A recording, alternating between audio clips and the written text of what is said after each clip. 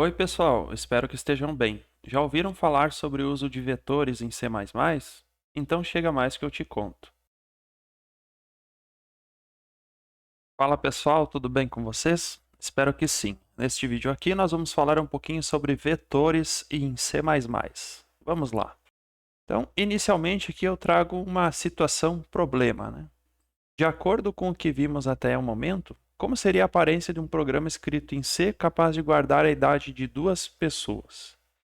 Bom, com base no que a gente viu até agora, né, provavelmente esse código-fonte teria, né, a aparência semelhante a esta que a gente está vendo na tela.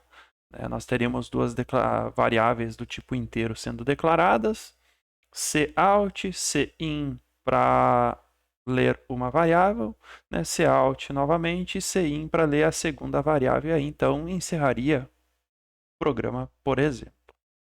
Pois bem, e se a gente tivesse que ler não apenas duas idades, mas 5 diferentes idades, como que seria? Bom, a gente poderia de repente pensar em declarar não só duas variáveis, mas 5 variáveis e ter então 5 pares de cout, cin, cout, cin. Aqui reticências, né, para não ficar muito repetitivo. Lógico que dentro do código-fonte nós não poderíamos fazer isso, nós teríamos que sim fazer 5 parzinhos, né, de cout, cin para ler todas aquelas idades ali que a gente tem para ler, né? Que a gente pretende ler com aquele programa. Lógico que usando aqui, né, as coisas que a gente já viu até o momento no curso. E se a gente explorar um pouquinho mais essa situação, né? Como que poderia ser um código-fonte, né, para guardar a idade de X pessoas diferentes? Bom, a gente poderia ser levado, né, tentado a dizer que bastaria apenas declarar X variáveis diferentes, usar X cout e mais X comandos cin ou getLine, né, a depender do tipo de dado que você desejar ali receber, né. Então, não é mentira, mas provavelmente não é o ideal, o caminho ideal, né? Então, para essas situações a gente tem vetores, né? Então, vetor, para entender vetor, né, é importante a gente revisitar variáveis, né? Então, uma variável comum consegue guardar apenas um valor por vez. É o nosso potinho virtual, né, no qual cabe apenas um valor, uma informação, ou melhor, um único dado. Um vetor já é uma estrutura capaz de guardar vários valores simultaneamente, certo? Então é uma estrutura diferenciada que permite guardar diferentes dados simultaneamente, certo? Então dentro de um vetor cabem várias variáveis, poderíamos dizer assim num primeiro momento para tentar facilitar o entendimento, certo? Então se nós fizéssemos uma analogia e disséssemos que uma gaveta é uma variável, então um vetor seria um gaveteiro, um conjunto de variáveis. Continuando aqui o assunto, né, nós podemos, por exemplo, criar 50 variáveis para armazenar a idade de 50 pessoas. Sim, podemos. Mas nós podemos também criar um único vetor contendo 50 posições para armazenar tais dados. Então, em vez de nós termos 50 diferentes variáveis, nós criamos uma única estrutura, né, dentro da qual nós armazenamos todos estes dados. E aí, revisitando a nossa analogia, né, do nosso gaveteiro, então um vetor é como se fosse um gaveteiro, em que cada gaveta é acessível através de um índice de uma posição, né? E no caso do C++, a primeira posição desse gaveteiro, né, a primeira posição de um vetor é identificada com o índice, né, com o número 0. Então a primeira posição é a 0, a segunda posição é a 1 e assim sucessivamente. Um vetor de 50 posições, por exemplo, vai ter desde a posição 0 até a posição 49, tá bom? Dando continuidade, nós temos, por exemplo, o vetor a seguir, que é do tipo caractere e possui 40 posições. Se ele tem 40 posições, e a gente sabe que em C++ vetores começam na posição 0, então ele vai de 0 até 39. Em cada posição do vetor está armazenado um nome diferente, como a gente pode ver aqui na tela. João, por exemplo, está na posição 0 do vetor. Maria está na posição 1 e Ana está na posição 38. Certo? Então, a gente tem que fazer essa verificação, né? A gente acessa o conteúdo de um vetor através do índice, da manipulação, né, do índice. Como lidar com vetor? Então, para a gente declarar um vetor em C, a gente faz como a gente está vendo na tela. Ó. A gente declara o tipo e dá um nome para esse vetor e um tamanho. No caso, ali, a gente está declarando um vetor do tipo inteiro, cujo nome desse vetor é vetor de inteiros, de tamanho 10. Ou seja, ele tem 10 posições. Vão de 0 até 9 neste caso. O outro exemplo é um vetor de reais. Então, eu estou declarando um vetor do tipo float, de nome vetor de reais, de 10 posições. Perceba que o tamanho do vetor vai entre colchetes. Para acessar a posição de um vetor, você coloca nome do vetor e entre colchetes o índice que você deseja acessar, ou seja, a posição que você deseja acessar. Para percorrer um vetor, para fazer a leitura dele ou escrever nele, né, a gente vai usar os laços de repetição. Por isso que a gente viu, antes de vetores, a gente viu laços de repetição. Como, por exemplo, o for, o while e o do while, certo? E aí, para a gente exemplificar, né, nós temos aqui um trecho de código-fonte, na verdade, o código-fonte é completo, né, que trata de uma situação em que você quer ler a idade de 5 pessoas diferentes. Então, aqui ó, a gente está declarando uma variável do tipo inteiro de nome i e outra variável de nome idades 5. Ou seja, a gente está declarando uma variável simples e um vetor de 5 posições aqui. Na sequência, nós temos um laço de repetição do tipo for, e aquele i que eu declarei lá em cima, eu estou utilizando aqui para varrer esse laço de repetição, né? De 0 até i menor que 5, i mais, de 1 em 1. E eu estou dizendo que é de i igual a 0 porque vetores começam com 0, né? Vocês já aprenderam isso. E aí, no corpo desse laço de repetição, nós temos ali uma mensagem, e aí eu estou atribuindo aquele conteúdo à posição lá do vetor, fazendo desta forma aqui que vocês podem conferir na tela. Beleza? E assim, então, que a gente carrega, né, um vetor com informações. E se eu quisesse imprimir o conteúdo do vetor, em vez de ser in, eu daria um cout e só iria inverter, né, os caracteres aqui de redirecionamento. Em vez de redirecionar para dentro da variável, eu vou redirecionar para o console output, certo? E aí ali então nós temos realçado, né, como que a gente declara um vetor e como que a gente percorre esse vetor, né, no nosso código-fonte, certo?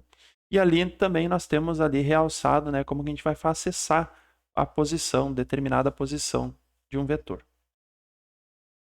Com isso, então, a gente pode fazer aqui um comparativo, né, de como seria um código-fonte capaz de ler 5 idades diferentes, utilizando apenas variáveis comuns. E como ficaria, então, esse código-fonte se a gente utilizar vetor e laço de repetição? Perceba que a extensão, né, do conteúdo aqui é bem menor. A gente tem que codar menos, a gente tem que escrever menos, né? O que, neste caso aqui, é bastante interessante. Com isso, então, nós temos aqui um exercício para colocar em prática isso tudo que a gente acaba de conhecer. Escreva um programa em C++ capaz de ler 5 nomes de pessoas, nomes estes informados pelo usuário, e os armazene em um vetor.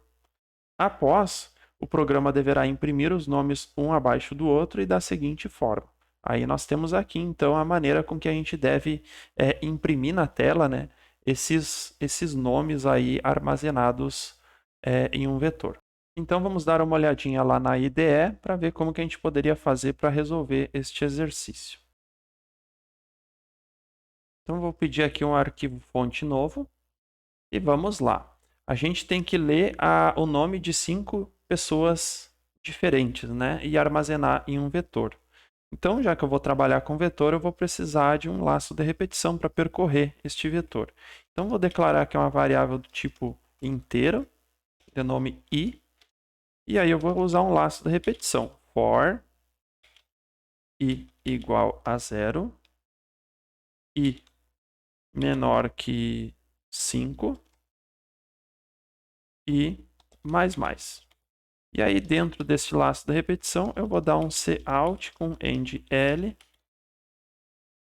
e vou imprimir uma mensagem aqui de teste, só para verificar se tudo está funcionando a contento. E vou concatenar esse teste com a variável i. Certinho?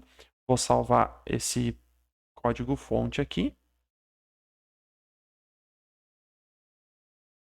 Este aqui vai ser o exercício 10, o exemplo 10. Uso de vetores. E vamos lá, vou apertar aqui F11 para compilar e rodar. E temos aqui na tela impresso, né? Teste 0, teste 1, 2, 3 e 4. Perceba que eu fiz o laço iterar desde 0 até 5. E ele imprimiu de 0 até 4. Por que ele não foi até 5? Porque eu disse que i menor que 5, né? Então, quando i for igual a 5, o laço aqui é interrompido. Então, temos de 0 até 4. Ok, o laço de repetição está funcionando, então agora nós precisaríamos então declarar uma variável, né? E a gente vai declarar uma variável do tipo string. Eu vou colocar aqui nome, certo? E já que a gente tem que fazer um vetor, né? Eu vou dizer que é nomes. Eu vou colocar no plural e vou dizer que é nomes de tamanho 5. Dessa forma aí que vocês estão vendo na tela. E aqui, em vez de colocar teste, eu vou colocar assim: informe o nome, e aí vai ter aquele i para dizer ali que é o nome x. E aí aqui eu vou dar um cin para dentro de nomes. Em qual posição que eu quero escrever? Eu quero escrever na posição i. Beleza? Então vamos ver aqui se vai funcionar. O que eu estou fazendo aqui? Eu declarei um vetor de nomes, e esse vetor de nomes é do tipo string, e ele tem 5 posições. E aí, como é que eu estou fazendo para escrever nele? Eu estou usando cin com nomes e colocando ali entre colchetes, né, o índice que vai variar desde 0 até 4, como nós vimos, né? De 0 até 4. De 0 até 4 tem 5 posições e, portanto, está certinho aqui com o nosso vetor, já que vetores em C++ iniciam em 0. Ok, vou dar um F11 aqui para rodar. Olha lá, informe o nome 0. João. Informe o nome 1. José. Informe o nome 2. Maria. Informe o nome 3. Pedro. Informe o nome 4. Lucas. E aí encerrou. Então, ele me pediu aqui 5 nomes diferentes e não deu erro nenhum. Só ficou estranho que ele imprimiu informe o nome 0, nome 1, nome 2, nome 3 e nome 4. Ficaria mais amigável, né, se nós pedíssemos para ele imprimir informe o nome 1, nome 2, nome 3, nome 4 e nome 5, né? Já que para nós é mais amigável, né, contar a partir de 1, né? Por mais que no C++ os vetores iniciem em 0. Então, o que a gente vai fazer aqui vai ser um truque simples. Ó. A gente vai adicionar uma unidade aqui no i para que a gente imprima, então, na tela 1, 2, 3, 4, 5 e não 0, 1, 2, 3, 4. Beleza? Ok. Já li todos os nomes ali naquele laço de repetição. Agora eu vou fazer um segundo laço de repetição aqui para imprimir isso na tela. Então, eu vou dar aqui um cout com end L, desta forma, para dar alguns espacinhos. E aqui, então, eu vou dar um cout end L, nome tal informado, 2 pontos, e aí vou concatenar com isso aqui, desta forma, aqui como vocês estão vendo na tela. Eu vou dar um cout, vou dar uma quebra de linha, vou dizer o nome tal informado e imprimir o nome tal no caso. Vamos ver se isso aqui vai rodar. F11. Vamos lá. Informe o nome 1. João. Informe o nome 2. Pedro.